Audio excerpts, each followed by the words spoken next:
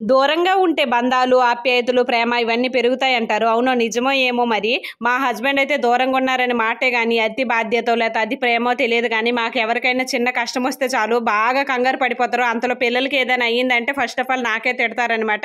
"నువ్వేం చేస్తున్నావు? వాళ్ళని చూసుకోకుండా ఇంక పనేంటి" అనైతే అంటారు. ఈ మధ్య ఏమైందో ఏమో గాని మా బాబయితే అస్సలు వాటర్ తాగడానికి ఇష్టపడడు. ఎలా స్కూలుకి పెట్టిన వాటర్ బాటిల్స్ అయితే అలానే తెచ్చేస్తూ ఉన్నాడు. ఇంక కొంచెమే తాగుతాడు. అసలే ఎండాకాలం వాటర్ తాగకపోతే ఇంకెన్నో ప్రాబ్లమ్స్ వస్తాయని చెప్పేసి మా హస్బెండ్ అయితే నాకు గైడెన్స్ ఇచ్చారు. రోజు వాళ్ళకి ఒక్కొక్క గ్లాస్ జ్యూస్ అయితే పెట్టు, దానివల్ల కూడా వాటర్ వెళ్తుంది కదా అని చెప్పేసి.